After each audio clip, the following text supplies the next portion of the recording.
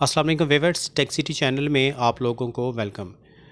Viewers, आज की इस वीडियो में हम ओप्पो A37 जो है इसका फर्मवेयर डंप करने की कोशिश करेंगे, क्योंकि अनलॉक टूल से ये काम नहीं होता और ये भी फ़ोन अक्सर फ्लैशिंग वगैरह के लिए आ जाता है। नेट से फ़ाइल डाउनलोड करें तो काफ़ी परेशानी का सामना करना पड़ता है, या फ़ोन डेड हो जाता है, या कोई ना कोई मसले मसाइल बनते हैं। तो देखते हैं जी अनलॉक टूल इसका फर्मवेयर डंप कर पाता है कि नहीं, और अगर ना डंप किया उसने तो फिर इसका फर्मवेयर हम कैसे रीड कर सकते हैं, डंप कर सकते हैं।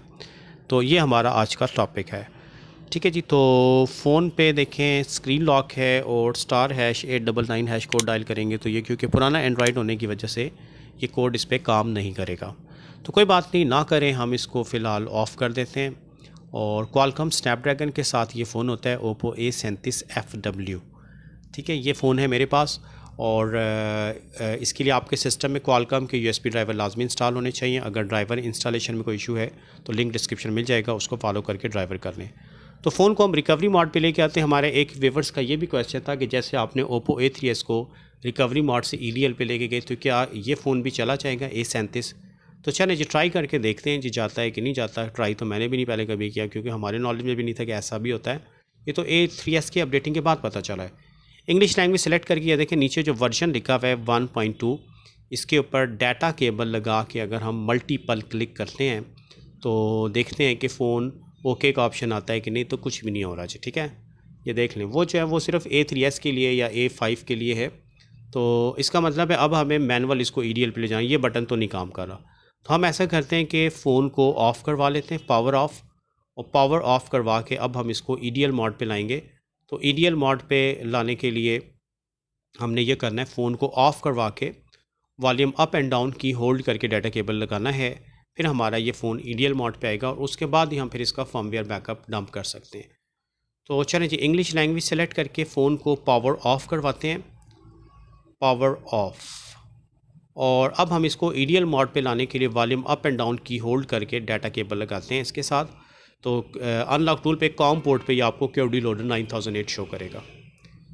ये देखें, ये आगे फ़ोन हमारा EDL मोड पे, यानी पुराने फ़ोन्स को ऐसे नहीं ला सकते, नए फ़ोन पे तो वैसे ही ऑप्शन नहीं आता, वो सिर्फ A3s A5 वगैरह के लिए था, A7 के लिए।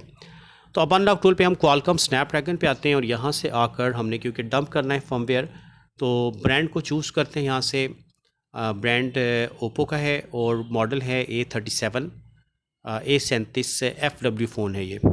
ठीक है जी, ये हमने सेलेक्ट कर लिया और बूट डिवाइस बटन पे क्लिक करते हैं तो देखते हैं कि अनलॉक टूल हमें क्या रिस्पॉन्स करता है। तो बूट डिवाइस बटन पे हमने क्लिक किया है तो अनलॉक टूल जो है वो हमें क्या रिस्पॉन्स करता है देख लेते हैं। अगर तो उसने पार्टीशन शो कर दी तो ऑथेंटिकेशन फ़ेल कर दिया, इसका मतलब है अनलॉक टूल की तो होगी बस, यानी ये आपको बैकअप शैकअप कोई नहीं करके देने लगा। तो अब इसका फर्मवेयर फिर बैकअप करने के लिए हम ऐसा करते हैं, UMT Pro पे चलते हैं। UMT Pro डोंगल कनेक्ट करके ये जो QC फायर की एप्लीकेशन है इसको हम रन करते हैं और इसके ज़रिए ट्राई करते हैं कि हमारा फर्मवेयर बैकअप डंप हो जाता है या नहीं होता। तो ये देखें जी, ये UMT Pro QC फायर 10.3 सबसे लेटेस्ट अपडेट है। पुरानी अपडेट में भी आप कर सकते हैं। रीड एंड टूल्स में आए, यहाँ से आके ब्रांड चूज़ करें ओप्पो, और उसके बाद आगे से आपने मॉडल चूज़ करना है A37FW। ठीक है, A37F भी सिलेक्ट कर लें तो चल जाएगा। तो A37F फ़ोन जो है A3s और चले ये जी A37F। और यहाँ से अब आपने फाइनली रीड फर्मवेयर बटन पे क्लिक करना है। तो रीड फर्मवेयर बटन पे क्लिक करेंगे तो फ़ोन हमारा EDL पे कनेक्ट होना चाहिए। ठीक है, तो ऑलरेडी कनेक्ट है, बट मसला भी आ सकता है क्योंकि अनलॉक टूल ने फ़ेल किया था, तो हो सकता है हमें इसको EDL मोड पे दोबारा लाना पड़े।